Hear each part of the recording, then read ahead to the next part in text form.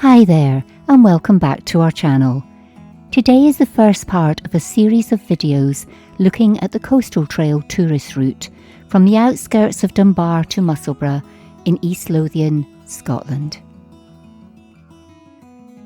So join us on the first leg of the journey through the town of Dunbar towards Belhaven.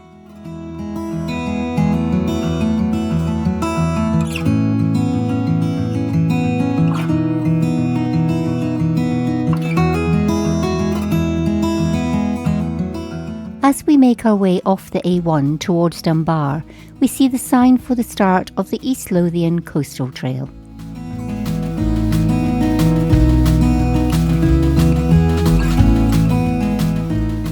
Not too far from here is the first point of interest. On the right there is a monument to the Battle of Dunbar.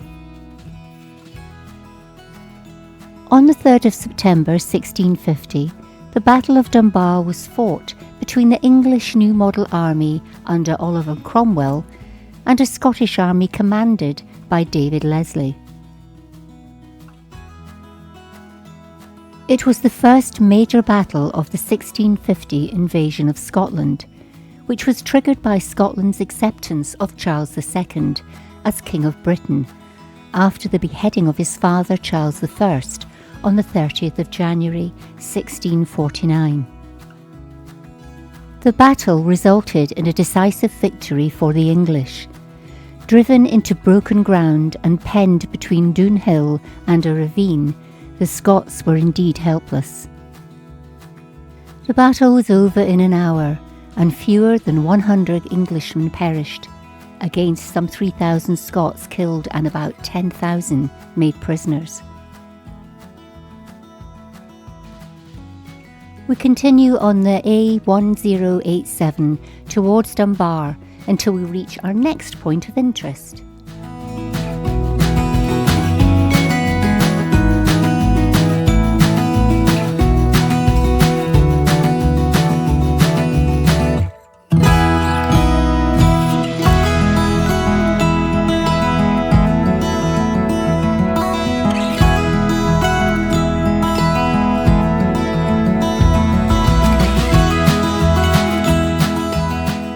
On the left we see Dunbar Parish Church. This church was erected in 1821, but there has been a church on this site since at least the 12th century. The original medieval church served the spiritual needs of the growing borough of Dunbar and was closely associated with the powerful Earls of Dunbar. On the night of January the 3rd, 1987, a fire ripped through the 166-year-old building, reducing it to a shell. The Dunbar and East Lothian community then rallied together to raise nearly £1 million to rebuild the church, which was completed in 1992. Within the graveyard, there is a small watchtower, which was built in 1822, which allowed guards to keep watch over fresh graves, particularly at night when body snatchers would strike. The building was badly damaged after a fire in the 1990s. Today, the watchtower stands as a quiet monument to a strange and unsettling chapter in Scottish history, attracting interests from historians, tourists, and lovers of the macabre. Outside the gates of the church, there is a war memorial. The memorial serves as a solemn reminder of the sacrifices made by members of the local community.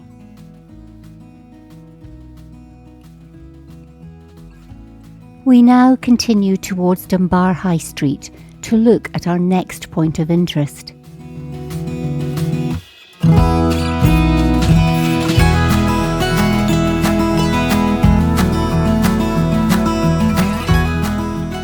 On the right there is the Dunbar Townhouse, which was originally built around 1593, making it one of the oldest town buildings in East Lothian.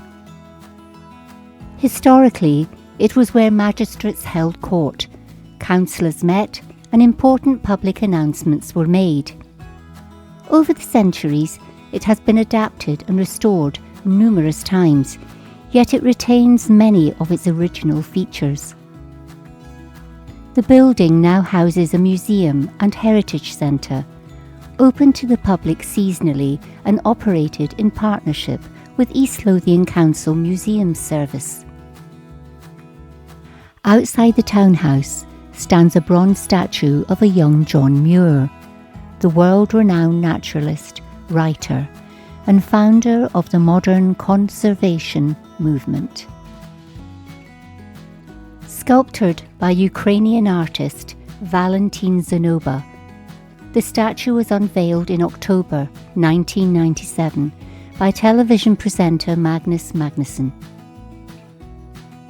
This romanticised depiction presents Muir in a Peter Pan-like pose, capturing his youthful spirit and early fascination with nature. Further down the high street on the left is the birthplace of John Muir.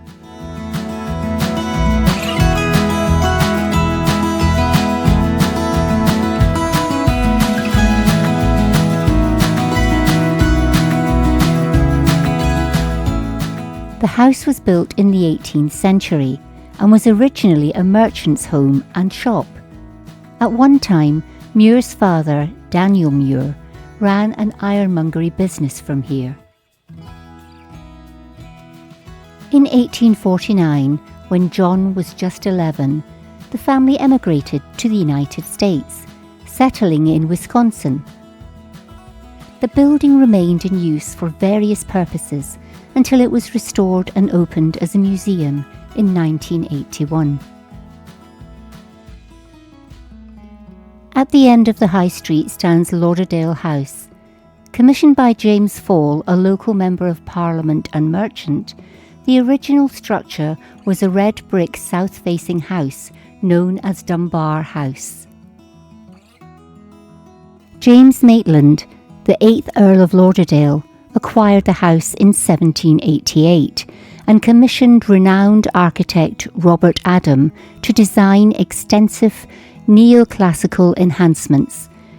After Adam's death, his brother James Adam completed the work in 1792. In 1855, the War Office acquired the property and converted the building into the Castle Park Barracks. The barracks was decommissioned in 1955 and sold off to East Lothian Council to be used as housing. Between Lauderdale House and the Dunbar Leisure Pool stands a bronze sculpture called Girl and Swan by Scottish artist David Annan. The statue portrays a young girl dancing with a swan.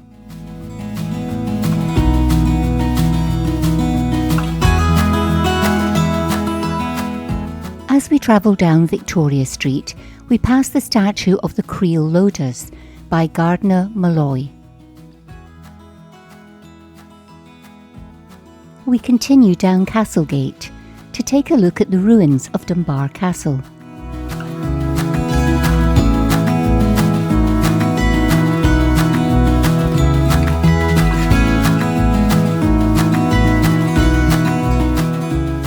The castle is perched dramatically on a rocky headland overlooking the North Sea and is one of Scotland's oldest strongholds.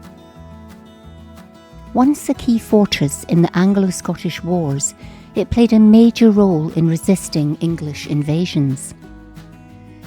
Notably, it was a stronghold of Black Agnes, Countess of Dunbar, who famously defended it in 1338. Dunbar Castle was ordered to be demolished by the Scottish Parliament in 1567. This was shortly after the forced abdication of Mary Queen of Scots, who had previously taken refuge there. The decision was made to prevent it from being used as a stronghold by her supporters during the civil unrest that followed. Although the castle was partly dismantled, some sections remained in use for a time, but it gradually fell into ruin. As we turn the bend, we come into Dunbar Harbour. The harbour sits behind the dramatic ruins of the castle and has served as a safe haven for fishing boats and trading vessels since at least the 16th century. The harbour is actually two connected basins: the Victoria Harbour, built in 1842 to accommodate larger vessels and the growing fishing industry, and the Old Harbour, also known as the Cromwell Harbour, in the east of the port.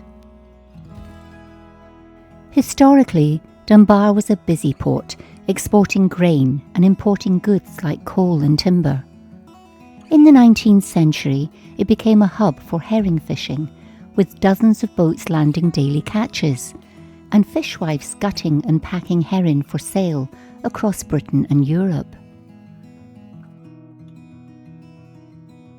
Though the herring boom faded, Dunbar has remained a working fishing port, now home mainly to shellfish boats catching lobster, crab and prawns. Today, Dunbar Harbour blends old and new as it supports commercial fishing, leisure sailing and tourism. Visitors can walk the harbour walls, explore the ruins, watch seals, or enjoy seafood from the harbourside eateries. Within the harbour is the Dunbar Battery, a historic coastal fortification which was built in 1781 on the site of an earlier defensive structure. It was constructed to protect the harbour from possible attacks during a time of war with France and Spain. The battery was armed with cannons and manned by local volunteers and militia. In the mid-19th century, the battery had lost its military purpose and was eventually abandoned. In recent years, it has been redeveloped into a public space. The revitalised site includes a performance area, public art installations, and stunning sea views.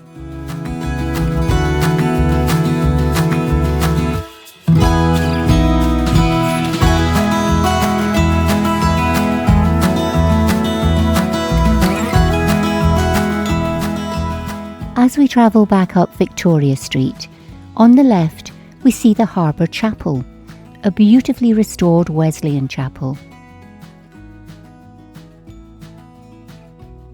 Built in 1764, it was the oldest Methodist church in Scotland. It's now a warm community and events venue, hosting weddings, conferences, concerts, and private functions.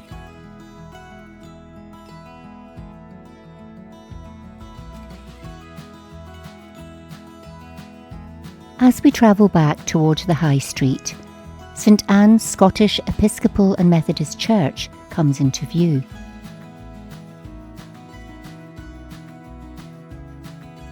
The church is a Category B listed Gothic Revival building, designed by the Scottish architect Sir Robert Rowand Anderson, and was opened for worship on the 21st of May, 1890.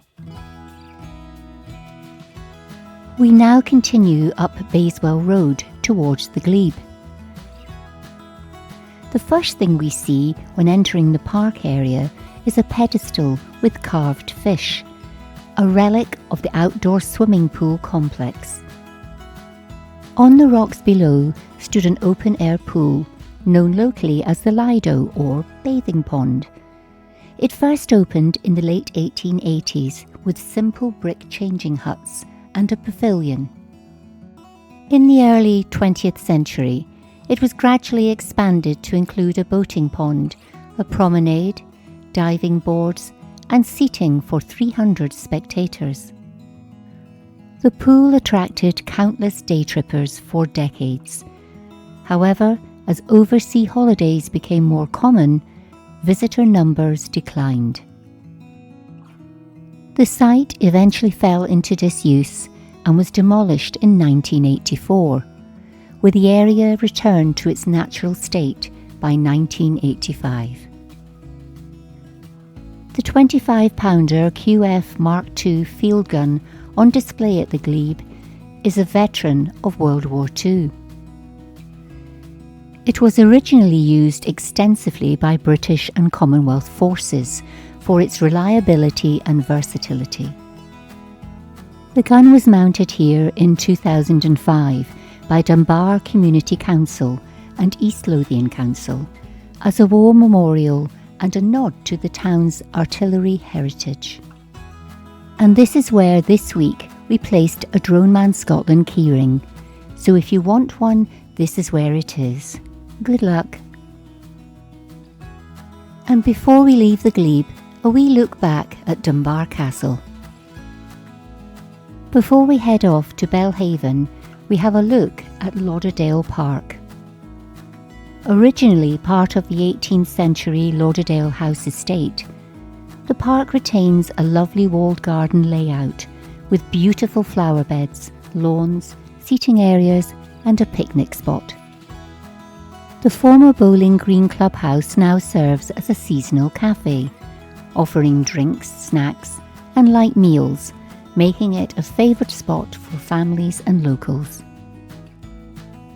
As we head towards Belhaven, that's it for the first leg of our tour. Please join us for the next leg when we continue our trip along the coastal trail.